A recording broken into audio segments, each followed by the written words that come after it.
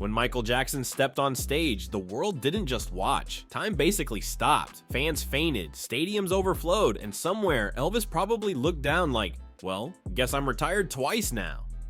But behind the moonwalks, the platinum gloves, and the record-breaking sales, one question still haunts every pop debate. Just how good was Michael Jackson really? Let's break it down with 10 reasons Michael was on a completely different planet than the rest of us. 1. The kid who outsang grown men. Picture this. It's 1968 and Motown Records is audition central for the hottest new talent. In walks a little 10-year-old from Gary, Indiana, rocking an afro that looked like it had its own zip code. His name? Michael Jackson. Now you'd expect a shy little kid voice, right? Wrong. This boy opened his mouth and outsang grown men who had been chasing record deals for decades. Berry Gordy, the founder of Motown, literally said he was floored the first time he saw Michael perform. Floored, as in the man who discovered legends like Stevie Wonder and the Supremes was suddenly acting like he'd just seen a UFO. The Jackson 5 weren't just some cutesy kid group. They had firepower, and at the center of it all was Michael, tiny body, gigantic voice, and dance moves sharp enough to make James Brown raise an eyebrow. By 1970, the Jackson 5 scored 4 consecutive #1 hits with I Want You Back, ABC, The Love You Save, and I'll Be There. No group in history had done that before, not even the Beatles. And here's the kicker. Michael was only 11 years old, singing about heartbreak with so much soul that women twice, even 3 times his age, were crying over a kid who had literally never been on a date. But while other kids were trading Pokemon cards, okay, fine. In the 70s, it was probably marbles and Hot Wheels. Michael was trading childhood for superstardom. He wasn't memorizing multiplication tables, he was memorizing choreography. While kids his age were begging their parents for more TV time, Michael was spending 3 a.m. in the studio laying down vocals that would end up on platinum records. And as if that wasn't enough, Michael later admitted he was addicted to performing. His words, "When there are off days with no show, I'm still up at night dancing. I guess I'm an addict. I can't help it."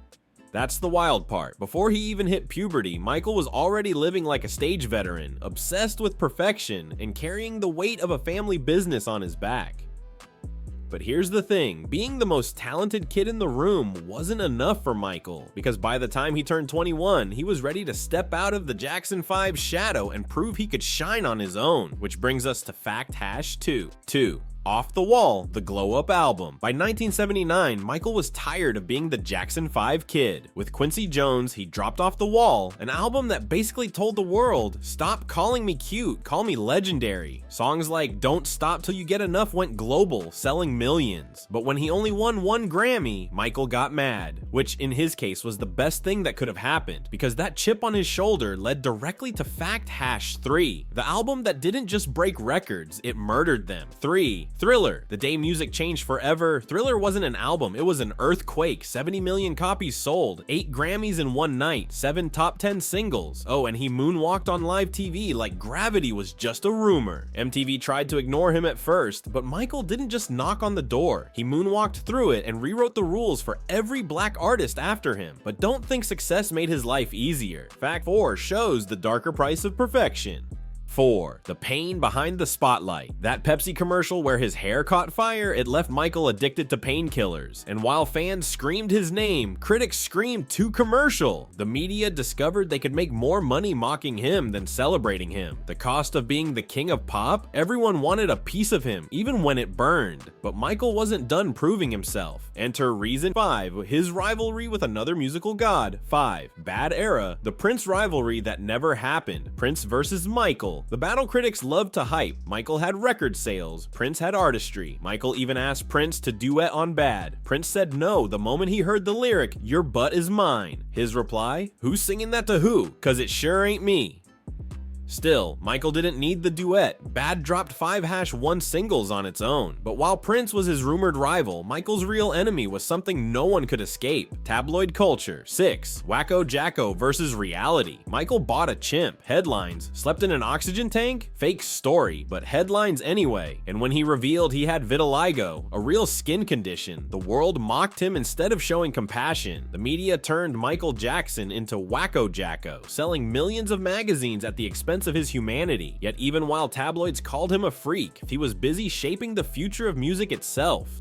7. Dangerous moves, redefining performance. In the early 90s, Michael dropped Dangerous, blending New Jack Swing with Teddy Riley's beats. Songs like Black or White became massive global events, literally the most watched TV moment of 1991. And those dance moves, every K-pop group you see today owes at least 30% of their choreography to MJ's blueprint. But then came the scandal that nearly destroyed everything. 8. The scandals that shattered him.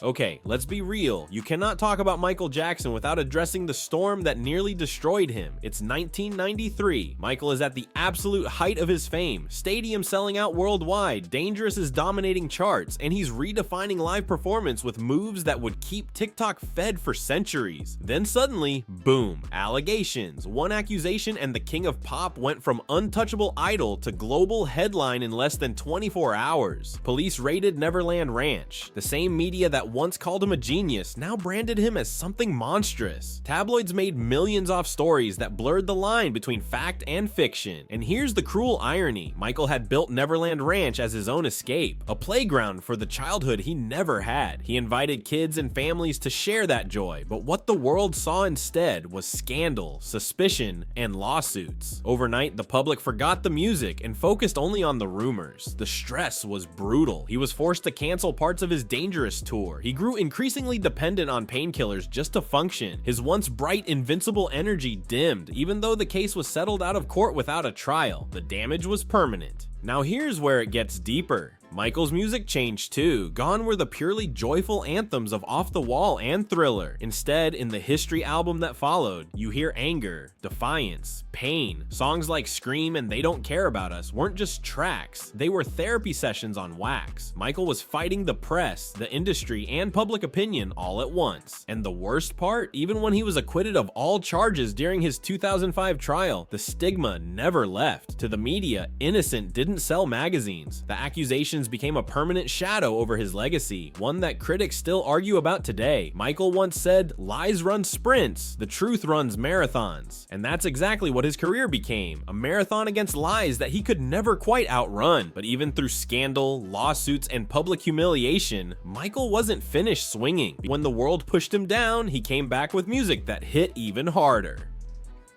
9. History and Invincible, The Fighter's Last Swing. Michael dropped History in 1995, half greatest hits, half furious clapbacks. Songs like They Don't Care About Us and Scream showed an angrier, broken man, but still a genius. In 2001, Invincible hit #1, despite Sony basically refusing to promote it. Even when the system was against him, Michael could still drop platinum records. His final act, both heartbreaking and legendary. 10. This Is It, The Curtain Call That Never Came. In 2009, Michael announced 50 comeback shows at London's O2 Arena. Tickets sold out in hours. Rehearsal footage shows him dancing like it was still 1983, but he was fragile, reliant on medication just to sleep.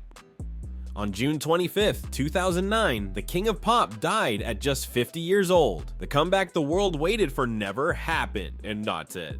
So how good was Michael Jackson actually? Let's put it this way, over 1 billion records sold, 13 Grammys, 39 Guinness World Records, and an influence so strong that Beyonce, The Weeknd, Usher, BTS, and pretty much every pop star today is still borrowing from his playbook. Michael wasn't perfect. His voice strained live. His acting, let's just say, stick to the music. But perfection isn't what made him great. It was the obsession, the innovation, and the way he gave every ounce of himself, even when the world gave him nothing back. Michael Jackson didn't just change pop music, he invented what pop music could be. So now I'll ask you, how good was Michael Jackson actually? Drop your answer in the comments. King of pop, overrated, or untouchable legend? And if you want to see how today's artists are still copying MJ's every move, check out the video on screen right now. Until next time, keep it smooth, criminal.